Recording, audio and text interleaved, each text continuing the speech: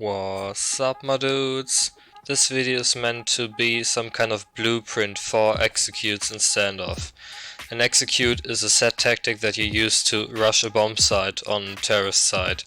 And even though I'm gonna take B on sandstone as an example in this video, the 5 stats that I'm gonna be telling you are all steps that should be applicable to every single bomb site in the game. So these are steps on which you can base basically every single execute that you plan and develop as an in-game leader or as a team.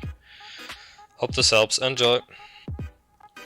Step number 1 is have everyone involved. At the beginning or even in the middle of a round, the IGL calls an execute on one bomb site, and everybody has to know what they are going to do. Firstly, everyone has to do their homework, so if your IGL requires you to learn certain smoke grenade lineups, you have to learn them by yourself. Of course, the IGL has to disperse the roles, and you can always volunteer to throw a certain smoke or to have a certain role, but it has to be clear in your team who does what on an execute.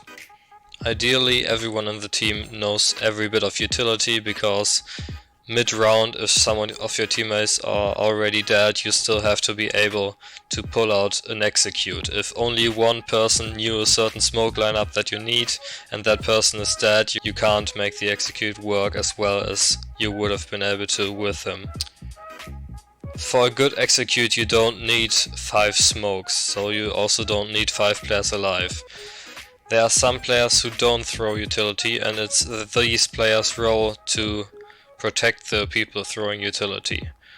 If one teammate has to throw the spiral smoke, for example, he's quite out in the open here, and so one teammate who isn't busy has to make sure that the player behind him who's throwing the smoke is not getting peeked and killed right away. Step number 2. Isolate site. The main goal of smoking off the site entrances are that you want to isolate the CTs, the enemy players playing on site, from the rest of their team. Because if they don't have this support from the rest of their team, because, for example, those side entrances are smoked off, it's going to be easier for your team to come into the site and hunt them down individually, while the players on the other sides of the smokes can't really push forward without risking getting killed, because pushing a smoke obviously is always risky. Not only can you isolate the side players from their team by using smoke grenades, you can also use HE grenades and flashbangs in order to push the teammates who are trying to support their B players back and delay their rotation. In case of Sandstone B, there are 2 smoke lineups that you need to isolate the side players from the rest of their team. The first one is a door smoke. You tuck in this corner, take this area of the ledge and aim a bit more up than the middle and then a bit to the right and normally throw it. This smoke is going to land right in front of the doors and make it impossible for everyone playing on L or corridor to see through to belong. The second smoke is, as mentioned, the spiral smoke. You go in this corner, you aim at this top cloud and then you jump throw. And this is gonna smoke off spiral. Now the action starts with step number 3, push and clear site together. Firstly, you have to wait until the smokes land. During the time the smokes aren't up, the CTs on B aren't actually isolated from their teammates just yet, so you can't just push in before the smokes, because then their team will still have a few seconds to actually fight you before your smokes even land, and you will just die unnecessarily. So you start the push as soon as your smokes land. You can initiate the push by throwing flashbangs. I believe for B here there's only one flashbang you really need, and that is one that I showed in my support flash video. You stand against this pillar, aim vertically to the sledge, you look all the way up as far as you can and then a bit down again, and you normally throw it. This is gonna flash everyone in this area and everyone peeking from arches and from treasure. As soon as this flashbang pops, everyone swings out and goes together. After you throw the initiating flash, you are not allowed to throw any more flashes into this. The only flashes you are allowed to throw are flashes that you know will land behind your teammates. So flashes like this.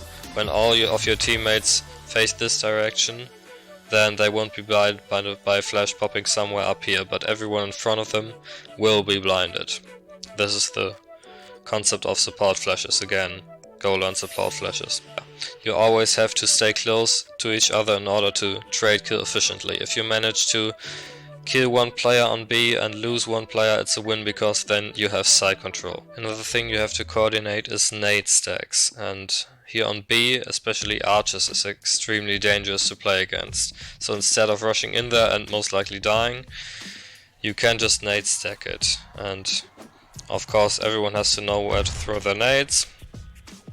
You can easily nade the right side of the archers by just throwing a nade against this box here, and if you nade 2 times into archers, you're very certain that everyone in archers is either really hurt or is going to die. Now when you push side together as a team, make sure you clear every angle that will be dangerous to your bomb planter.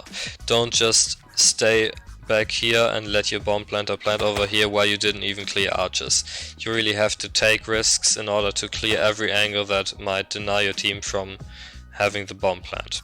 Steps number 4 and 5 result from pushing and clearing the side together as a team. Step number 4, be quick with the plant.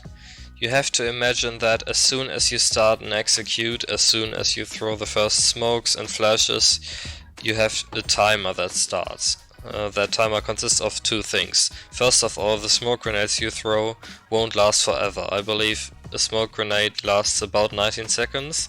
So after those 19 seconds the smoke grenades will fade and the rest of the CT team can focus on retaking the site.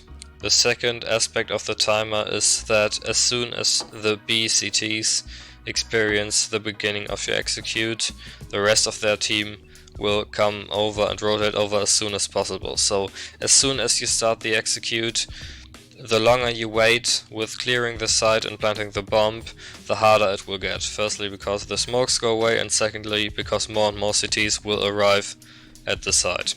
So be quick with planting. And now step number 5 is a pretty obvious one. Right when you are clearing the site, you have to immediately set up for the afterplant. When you made sure that your bomb planter can plant the bomb safely without being worried about getting shot in the side, you have to immediately prepare for defending the site. You can do a lot of stuff here. You can immediately fall back to archers and have 2 people facing each other, so in case one CT peeks in and looks at one side, the other guy can shoot him in the head. You can also do more aggressive stuff like boosting up on this box here and facing towards CT spawn. This is all you can do, but you have to be quick about it and you have to make sure that you disperse into the positions that are most dangerous to the CTs coming in and trying to retake the site. Now you turn the timer around and it's not you getting pressured by time, it's your enemies. So you just have to sit back, play passively and make sure they can't defuse the bomb. The rest is self-explanatory. These are the basic steps that you need to pull off in order to manage to successfully execute onto a site. Hope this helped. Peace out.